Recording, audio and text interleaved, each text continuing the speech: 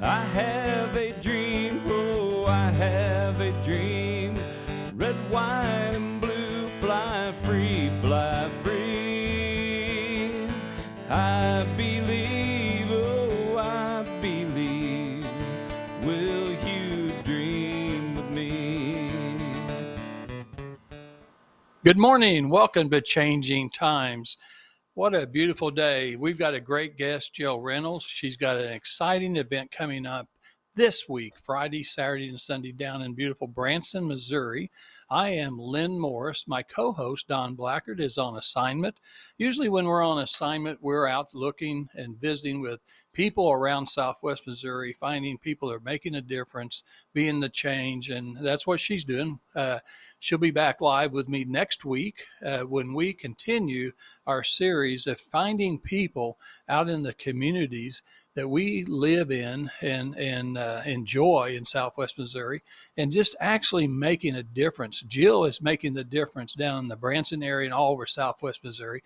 We're going to find out about that. But you can be the difference maker, and so welcome everyone. I mean, we have people in Missouri, we have people all over the United States and in other countries. And what I want you to know is that when you're listening to Jill today, and you've listened to our two previous guests the last 2 weeks, this is week number 20.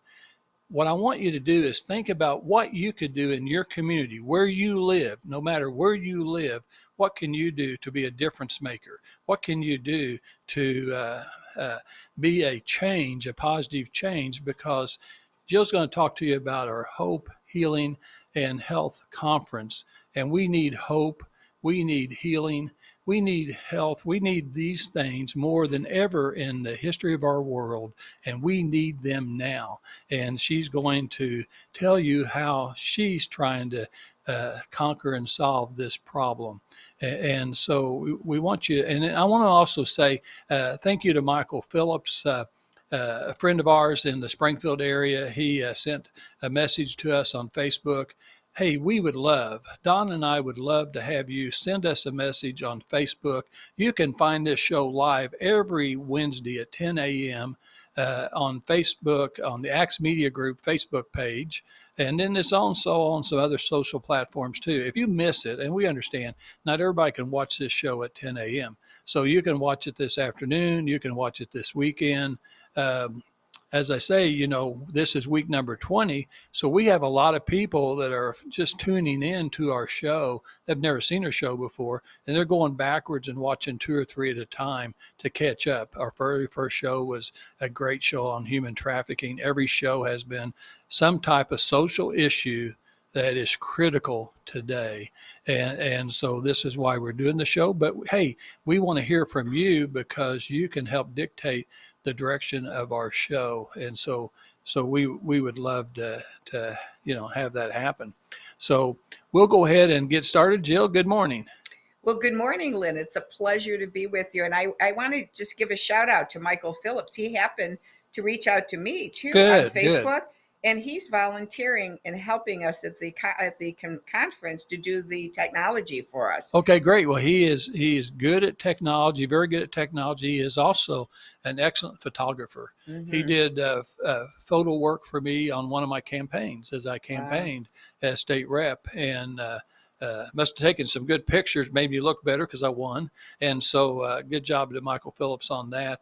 And no, he's just a genuine good guy. He served in our district as a ward person. And so just a nice guy. Mm-hmm. And so he will help you out. Yeah. And he's a veteran too. So yes, he is. Yep. Yes, he is. Mm-hmm. And just an all-around nice guy. And, we have a lot of people like that in this country. Mm-hmm. And right now I'm asking everyone to step up and even do more for your country and do more for your communities, because people are scared right now with COVID.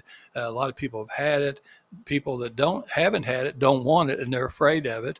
And it's just a scary time. I was at a Sparta school board meeting this week, and the parents are really upset about masking. They're upset about different things, and it is definitely a different time. So Jill Reynolds, tell the people, and then we're going to go backwards and find out why you're doing this. But what is going on this Friday, Saturday, and Sunday?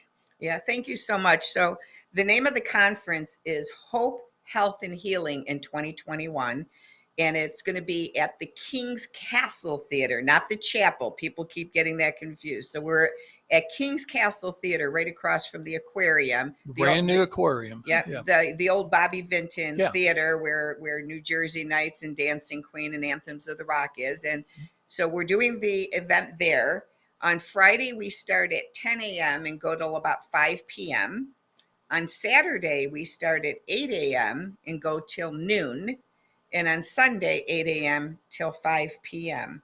And so throughout that time, we have about 22 speakers sharing their stories of moving from victim to victory in their lives.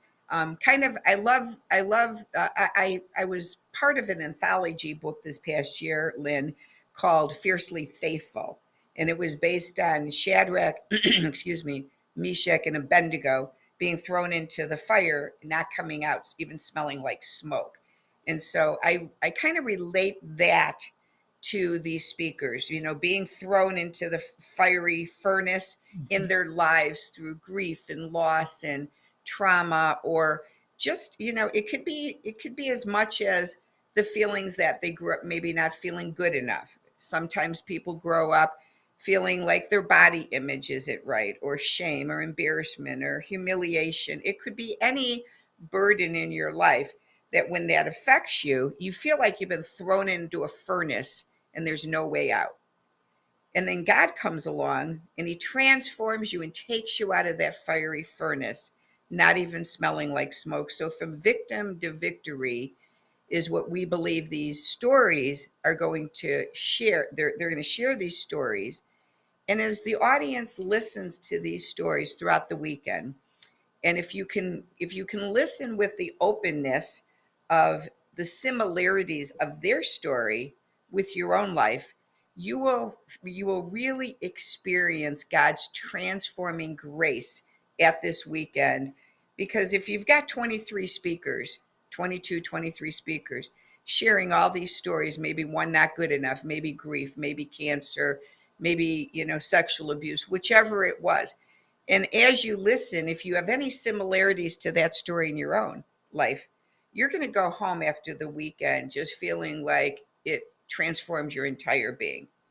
And we did a mock of this. We did a similar, smaller scale in March virtually. And everyone that came said their life was totally changed and moved as a result of that event. So this one is going to be live in Branson at the King's Castle, but we're also going to stream it on Zoom virtually. So you can watch it either way. If you come live, the tickets are only $20 for the entire weekend. Wow. If you want to watch it virtually, it's only $18 for the entire weekend. However, Lynn, we all have such a heart for doing this. All the speakers, believe it or not, many are coming in from out of state, are paying their own way here and their own expenses, because they really believe this message needs to spread. And so we have been gathering for the last 4 Thursdays on Zoom, praying for all of you. So we've been praying by name that God will touch your heart today, tomorrow, so that you will register for this. But one of our heartbeats that we've all been praying for is that no one should be left out because of finances. So as long as we have enough seats, if finances are a burden for you, even $20, we really want you to reach out to us today or tomorrow at the very latest and email me. They have to email me at Braveheart Workshops with an S on the end. So BRAVE, Heart is HEART Workshops, WORKSHOPS at gmail.com. That's my email. My website is the same, braveheartworkshops.com. They must email me if they're in a financial need. And if we still have tickets, we've had people sponsoring tickets around the country. And I'll just put a shout out for Lynn. He had a gracious heart and sponsored. And so we do have some of those available. So If finances are an issue, please reach out to us. And if you're financially capable, again, we kept the price as low as we could, Lynn, of only $20, and they can still go online today and tomorrow and get a ticket. Well, I think that, Joe, I tell you what, honestly, that is an awesome thing. So, also Jim Whining, our executive CEO for Acts Ministry Group, he also bought a ticket and then bought a couple extra tickets to give away too. I mean, we genuinely want people to come. I mean, I think this is such a great approach because you've got 22, 23 speakers. They're all going to have different stories. They've all lived through different stories. Everyone out there today that's watching and listening, we're all the same. We all have issues. Some of them are more serious than others. But let me tell you what, if you live long enough, you will have down times. You will have dark times. You will have health issues. You're going to have financial issues. You're going to have marital issues. You're going to have something wrong because that's just life, okay? And honestly, if you know the Lord and you have Jesus Christ as your Lord and Savior, it's going to be a lot better, and he can actually take you out of those valleys and put you back up into the peaks. I mean, I really believe that, don't you? And those 22 people or 23, they're going to have different stories, how they overcame their obstacle. And how better is that to find out and listen and find out, hey, that guy is just like me. I've got that going on right now, and he's fixed it. He fixed it with the Lord. He fixed it, or she fixed it. And so I can't imagine this weekend. Branson's such a beautiful area. We're partial to that because we live, and you live in the Branson area. I just live 30 minutes away, so I don't have very far to go. And beautiful lakes, beautiful scenery, just all kinds of eating places. Solar City is everything. Just like Jill said, the new aquarium, there's all kinds of things, and around the Springfield area too. So if you're anywhere around the Springfield, Branson area this Friday, Saturday, and Sunday, there's no problem with the money. You can afford the $20, and Jill's already got you covered. If truly you can't afford $20, then she's going to make sure that you have a seat. I think there's 1,600 seats in that. So there's plenty of seats. Well, and I want to just reiterate on a couple of things. So also I want to put a big shout out for Jeff and Peggy Lee. They also donated a ticket, and I didn't mention that we still need sponsors. So as people come in that want free tickets, the sponsorship works this way, Lynn. If you register on my website for $40, that gets 2 people in for free, and you get a ticket too as a gift. If you can afford $75, it gets 4 people in for free, and you get a ticket. So we're still looking for the sponsorships. Okay. Because we still have a need for that to cover the costs of the event. Obviously, it's not free to have the event. But we want to honor. So one of the things we've done is I've been working so hard. I went to CORE in Branson, which is a recovery center, invited all of the recovering drug addicts and alcoholics and gave them free tickets to come if they show up. I mean, I gave them to them. I went to standing in the door and to an AA meeting there because I happened to be a recovered drug addict and alcoholic, 39 years. So I went to a meeting there, and there were about 38 people there, and gave them all free tickets to come. And then Brook Wellness Center, which is a drug and alcohol counseling center, we've invited them to come. And then we went to Elevate Branson for the homeless and invited them to come. We still would love to give tickets to our veterans that have PTSD. So if there are any veterans listening and you'd like to come, please reach out, because we want to honor and love on you. So truly, this whole event is really based on us wanting to love on the community because, Lynn, as you said, you cannot turn on the news and not feel hopeless. I mean, it's impossible. You turn on the news and the disaster going on in Afghanistan with these poor people from Afghanistan, our military, what they've gone through to protect us, to be led to this, the COVID fears, the fears from parents of their children needing an education, but kind of being forced out of school, and then they go to school and then they're forced for mandates. Some of these employees now that are being forced to choose a vaccine, and yet their doctors maybe say it's not the right thing. Like I have been told by 2 medical doctors that I cannot be vaccinated because I have factor V blood clotting disorder. I'm on Xarelto, and 3 years ago I had a pulmonary embolism and almost died of a blood clot, and I've already had COVID. So I've been told not to be vaccinated. And so I'm left into that community of judgment sometimes. What do you mean you're not getting vaccinated? Well, because it can kill me. It can kill me.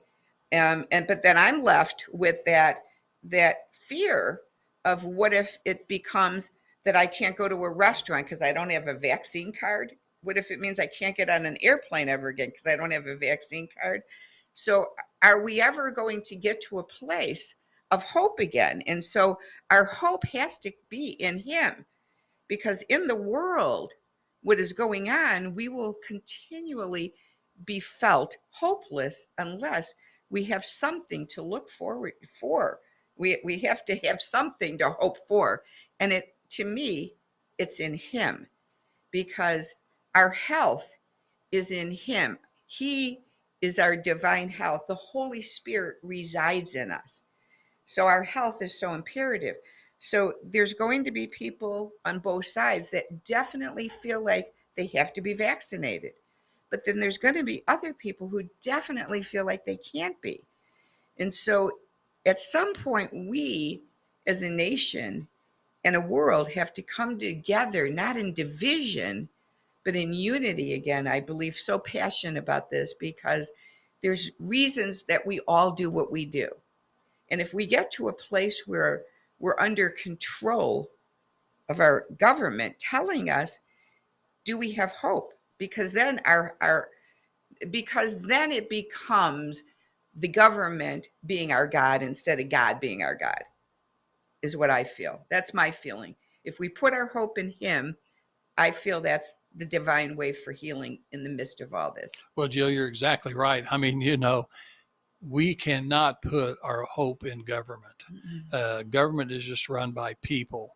And we know that none of us here on earth are perfect. We have many issues and problems, and I'll just say this, everything, being in politics for the last 8 years as a state rep and then now as a county commissioner, what I see in the last 8 or 9 years is a very dividing country, very divisive. It's becoming more divisive every year. Back in 2012, when I first won my first office besides school board and other things I did in the communities, it seemed like Republicans and Democrats wanted to work together somewhat. I definitely wanted to. I was an older guy, I was 64, 65 when I won my first statewide election. And so I wasn't a typical politician. I hated politics as far as being called a politician. I wanted to be known as a representative. And then hopefully someday somebody will say, you know what, he was a statesman. But that's for somebody else to decide. But every year, 2013, 2014, 2015, all the way up to 2020, when I termed out in December of last year at the end of the year, our country, our state, everything was more divided. When I first got in, I handed my little business cards, our little state rep cards that we had on the very first day, and I went around and shook hands with all of the people on the minority party. It was interesting that some of them would not shake my hand. Some of them would not even look at me, okay? They looked down. And so I moved on, okay? My mission was just to let them know, hey, I'm first day freshman. I'm new here. Here's my name. Here's my office number. I'd like to work with you. We're not going to agree on everything, but we're going to agree on a lot of things to make our state, 6.2 million people in Missouri, a better place. That was my goal. Somewhat, I did accomplish that. Some things I didn't. So I am writing a book. I didn't know, Jill, if you knew that or not. I've had some eyesight vision, so I've had blurred vision in both eyes. We're working on it. Actually go to the doctor again today, getting steroid shots in both eyes. Doesn't sound like very much fun. And actually it's not. And but so it's kind of slowed me down. But I've got a book that I'm writing because I took notes every day. This God led that I took notes every day. From the very first day on, I couldn't sleep that first night, and we were going to have to get up at 8 o'clock the next morning to have our first session and have our caucus meeting, and then go on the floor at 10 o'clock. And so I was so excited that night that I couldn't sleep. And so I went to bed early thinking I needed to rest, and I couldn't go to sleep. So I got back up and I didn't know what to do. So I started taking notes of what I did that first day, what I saw, what I heard. And from that point on, I think that was a God thing. And I just continued to write notes every day for 8 years. So I have thousands of pages of notes and illustrations and pictures that I took and things like that. So I'm writing a book called The Good, the Bad, and the Ugly of Missouri State Government. Nobody's ever told the truth about state government in Missouri.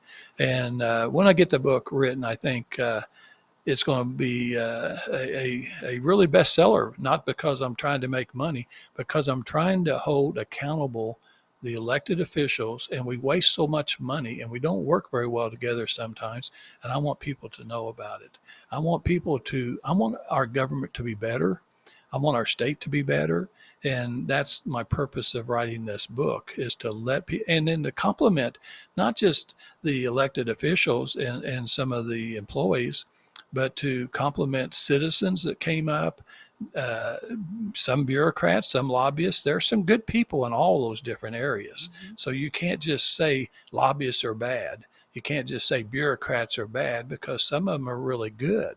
And so in a way, we need to give credit where credit's due, but then we also need to take responsibility. And if someone was doing bad things up there, they may be in my book. So I think a lot of people are going to be wanting to read my book and see what happens. But so I'm so happy that you're doing this. But tell the listeners, this takes a lot of work and a lot of money to finance this thing.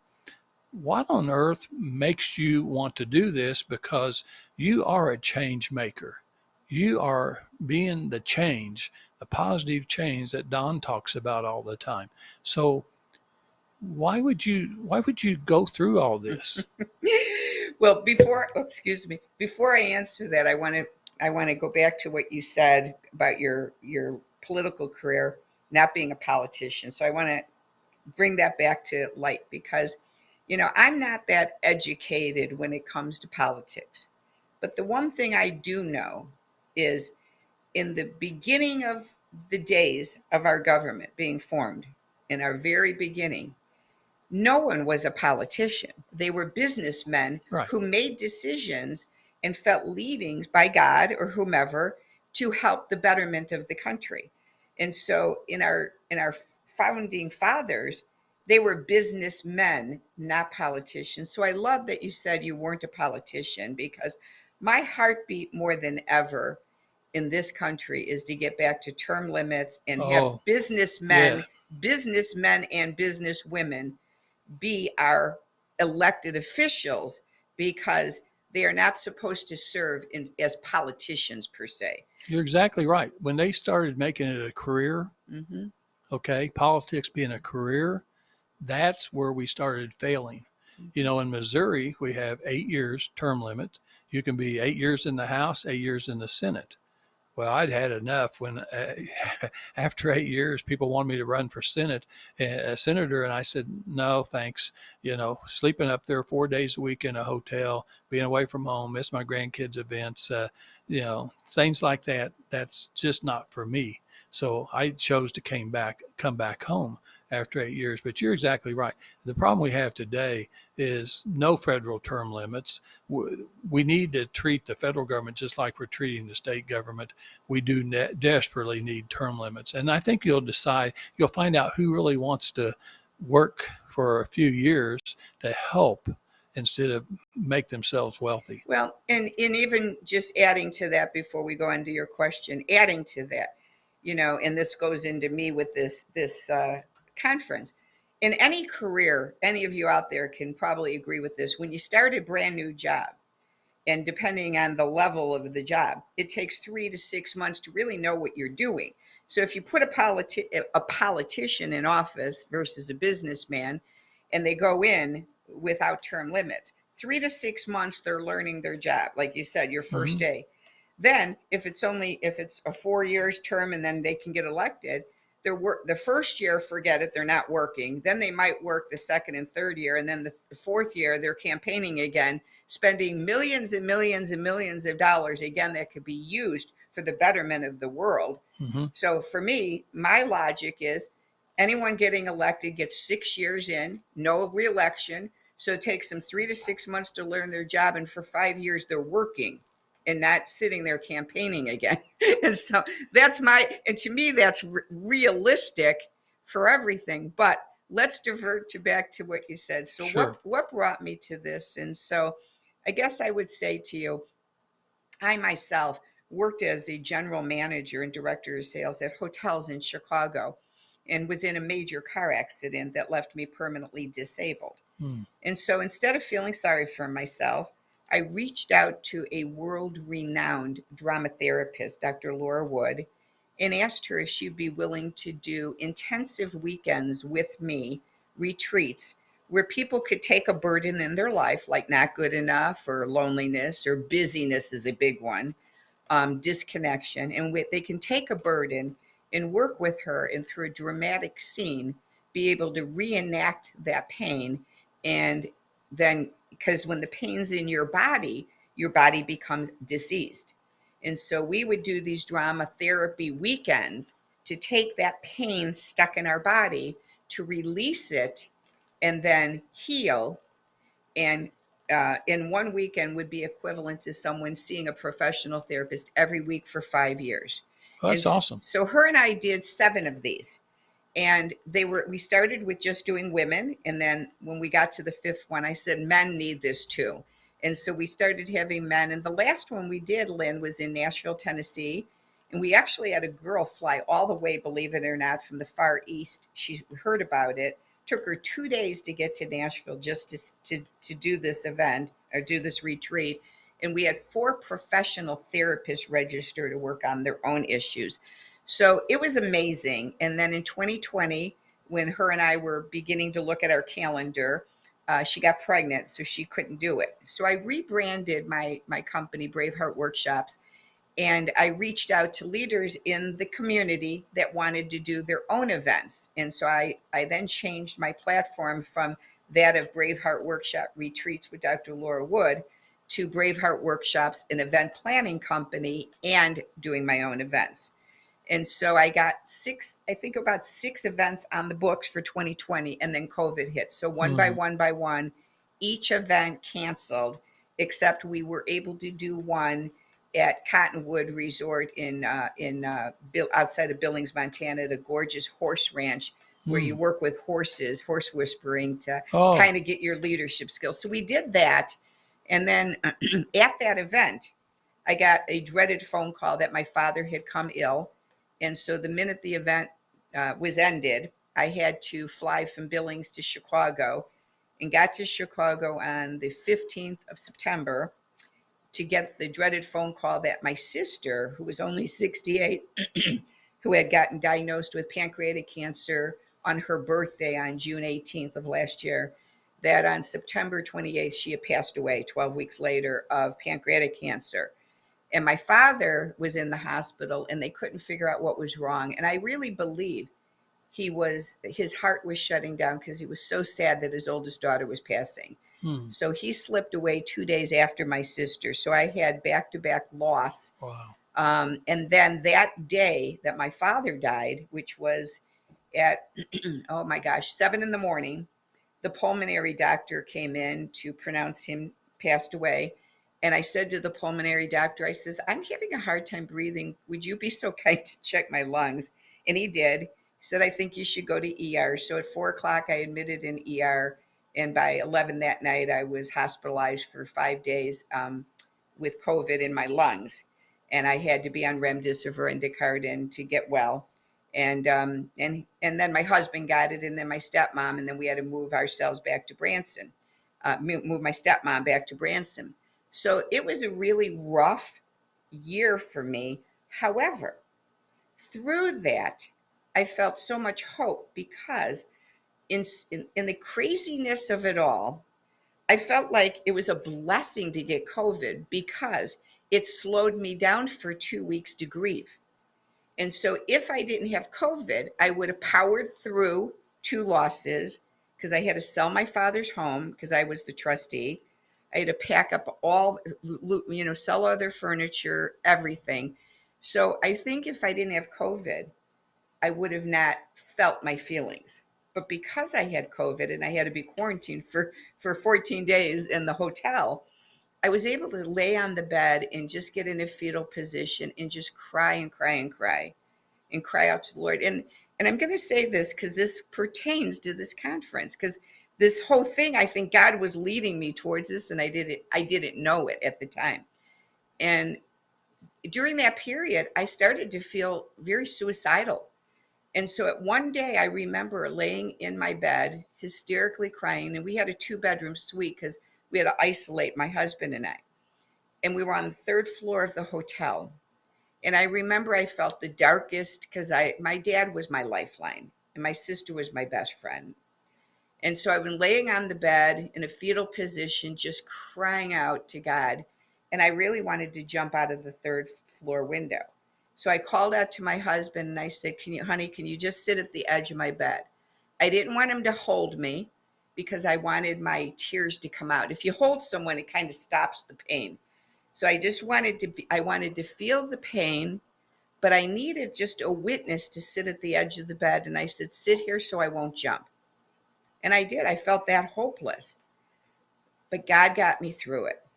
And I spent days crying and crying and crying. And I'll probably tear up here. I'm coming on 4 weeks, the death, 4 weeks to a year.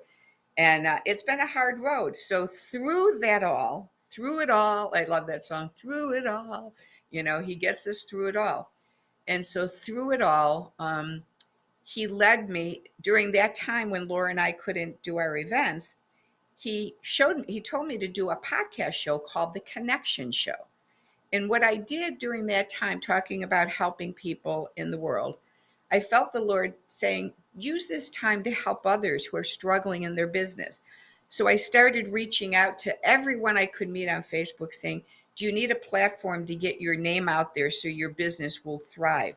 So thus began The Connection Show. And I would interview people and ask them what their business was. And I'd help them to connect the dots, how their childhood led them to who they are today. And so I've interviewed over 100 people.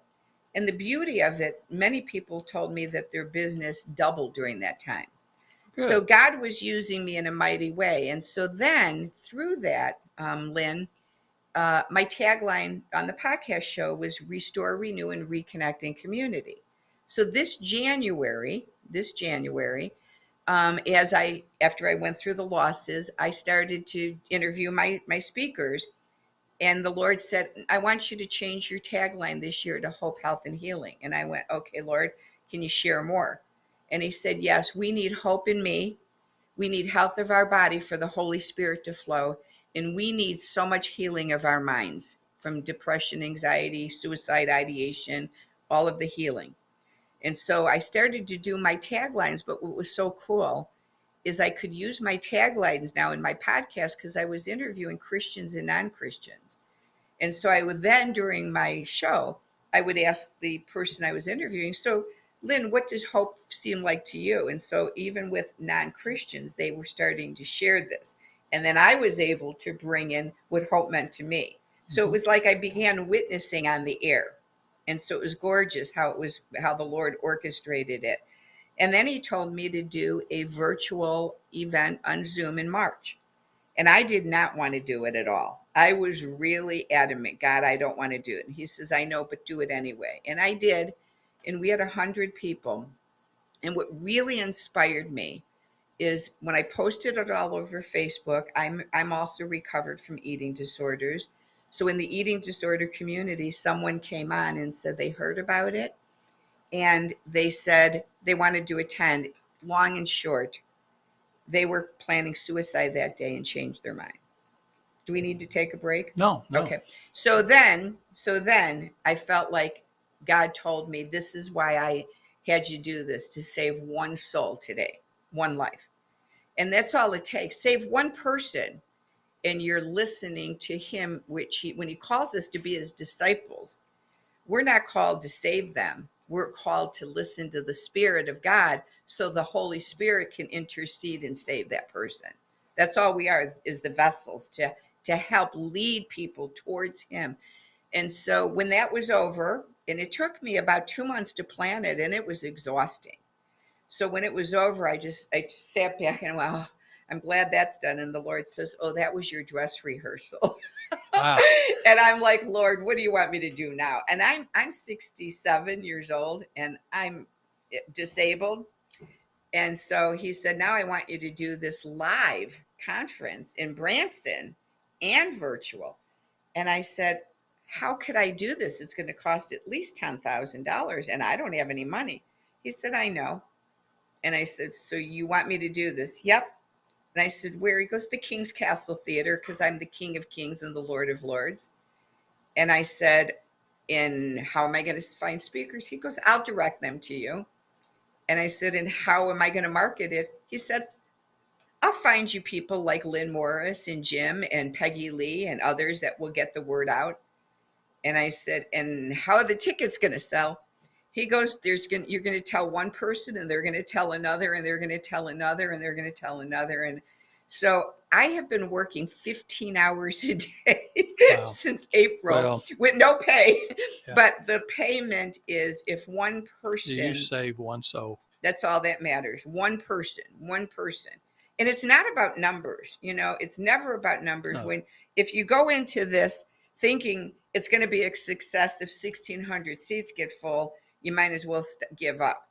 Because when I used to lead Eating Disorders Anonymous groups in AA meetings in Chicago, I have a story of one time when I would lead the meetings. Sometimes I'd get to the group and I'd sit in the room waiting for people to come.